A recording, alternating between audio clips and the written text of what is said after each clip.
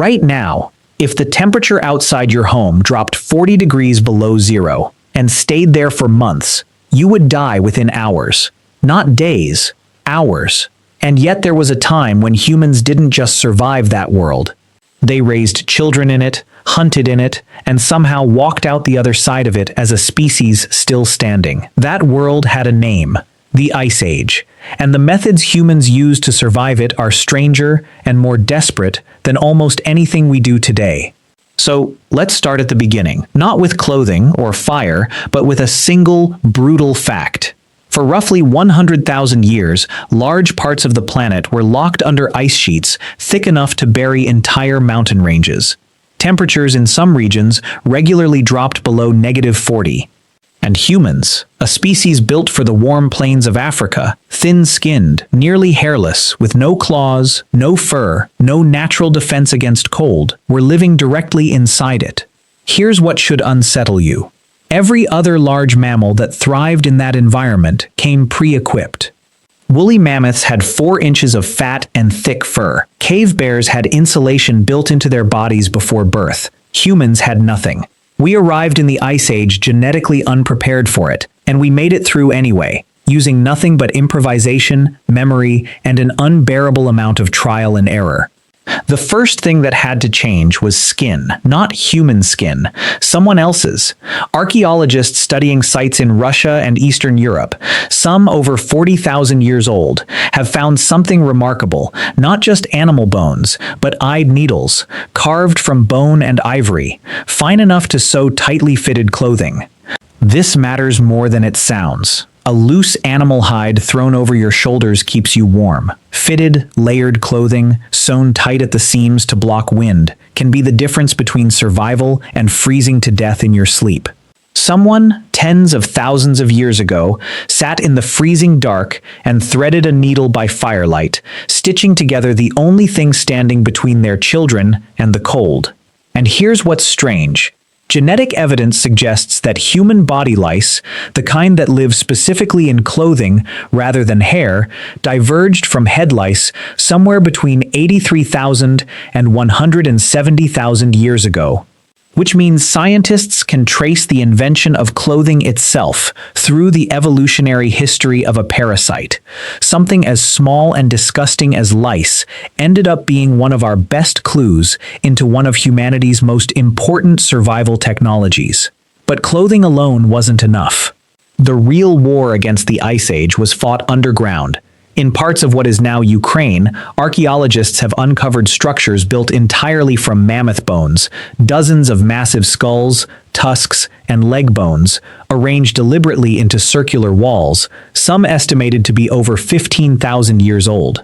In a landscape with almost no trees for wood, humans looked at the skeleton of the largest land animal on Earth and saw building material.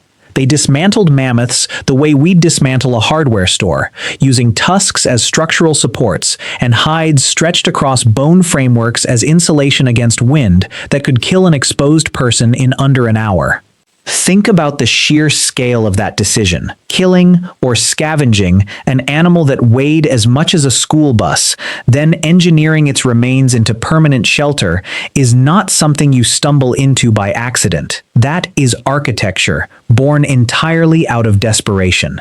And this is where everything changes, because shelter and clothing solved exposure. They didn't solve hunger. During the Ice Age, most edible plants simply vanished for months at a time, which meant something had to shift drastically in what the human body was even built to survive on. Isotope analysis of ancient bones from this period shows diets dominated overwhelmingly by animal fat and protein, sometimes making up the vast majority of total calories. Modern nutrition science calls this a state bordering on rabbit starvation, where eating too much lean protein without enough fat can actually be lethal. Ice Age humans understood this instinctively, without a single word of biochemistry. Hunters deliberately sought out and prioritized fatty tissue, bone marrow, and organ meat over lean muscle, because some deep inherited part of the brain recognized that fat, not meat itself, was what kept a person alive through winter. Here's the terrifying part. This wasn't a preference, it was a requirement enforced by death. Groups who failed to secure enough fat throughout the year didn't just go hungry, they starved on a full stomach, technically fed, and still dying. To store food for the brutal months ahead, some groups used something the landscape itself provided for free. In several Arctic and subarctic archaeological sites, researchers have found evidence of deliberate food caching, meat buried in permafrost, essentially using the frozen ground itself as a natural freezer, sometimes preserving food for months at a time. Long before refrigeration existed as a concept, humans had already figured out that the same cold trying to kill them could also be turned into a tool for keeping them alive. And then there was fire. Obvious, but far from simple. Maintaining a continuous fire during an Ice Age winter wasn't a comfort. It was a full-time survival operation. Excavations of Ice Age hearths show some fires were kept burning, carefully tended, for extended, continuous stretches, meaning someone, every single night, in the middle of some of the harshest cold in Earth's history, was responsible for making sure that fire never went out. If it did, in certain conditions, an entire group could freeze before morning. So here's the full picture.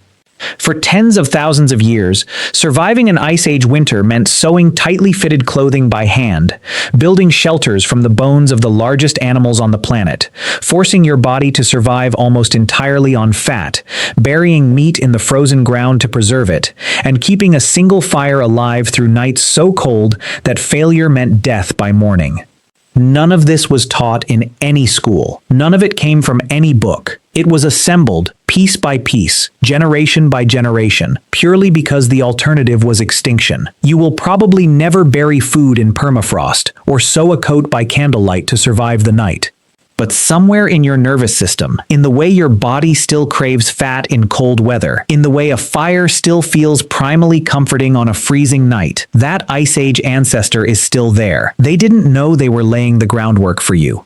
They just knew that stopping meant dying. If humans could outthink an entire Ice Age with nothing but bone needles and frozen ground, imagine what else got buried in history. That's what Yedd is for. Like this video and subscribe. Thank you.